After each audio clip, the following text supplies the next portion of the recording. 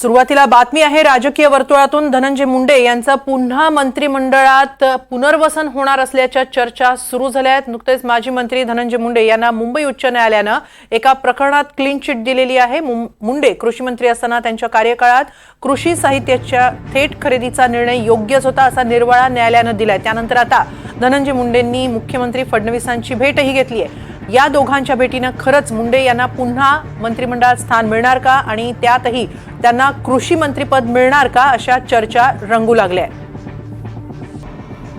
याबाबत अधिक माहिती घेऊया आमच्या प्रतिनिधी जुई जाधव यांच्याकडून। जुई, धनंजय मुंडे यांच्याबाबत काय नेमक्या हालचाली सुरू आहेत?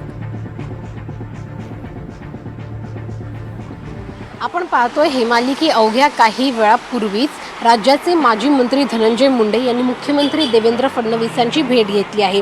ही जरी भेट दोघांची झाली असली तरी यामुळे राजकीय वर्तुळात पुन्हा एकदा चर्चांना उधाणाला सुरुवात झाली आहे। कारण का आपण पाहतोय की कृषी मंत्री माणिकराव कोकाटे हे सध्या वादाच्या भोवऱ्यात आहेत। रम्मी खेळताना त्यांचा व्हिडिओ व्हायरल झाल्यानंतर माणिकराव कोकाटे यांच्या राजीनाम्यासाठी सर्व विरोधक हे आक्रमक आहेत। त्यांचा राजीनामा झालाच पाहिजे यासाठी सर्व विरोधक आग्रही आहेत। अगदी राज्यपालांची भेट देखील त्यांनी घेतली आहे।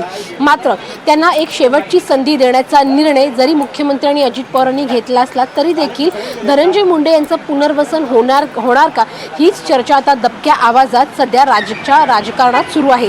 त्याचं कारण म्हणजे की पुण्याला अजित पवार यांनी एक वक्तव्य केलं होतं की धनंजय मुंडे यांचा जर थेट संबंध संतोष देशमुख हत्या प्रकरणात नसेल तर त्यांना आम्ही पुन्हा एकदा मंत्रिमंडळात घेऊ। आणि आता उच्च न्यायालयाने देखील एका प्रकरणामध्ये धनंजय मुंडेंना क्लीन चिट दिली आहे। त्यामुळे जर सगळीकडूनच धनंजय मुंडे यांना दिलासा मिळत असेल तर धनंजय मुंडे यांचं पुनर्वसन पुन्हा एकदा राज्य मंत्रिमंडळामध्ये होण्याची शक्यता आहे। कृषी मंत्री माणिकराव कोकाटे यांच्या राजीनाम्यासाठी आजही सगळेजण आग्रही आहेत। जरी त्यांना शेवटची संधी देऊ असं म्हणण्यात आलं आहे तरी देखील त्यांचा राजीनामा घेतल्याशिवाय गप्प राहणार नाही असा निर्धार विरोधकांनी केला आहे। अशातच पुन्हा एकदा धनंजय मुंडेंचं पुनर्वसन होणार का याकडे सगळ्यांचं लक्ष आहे।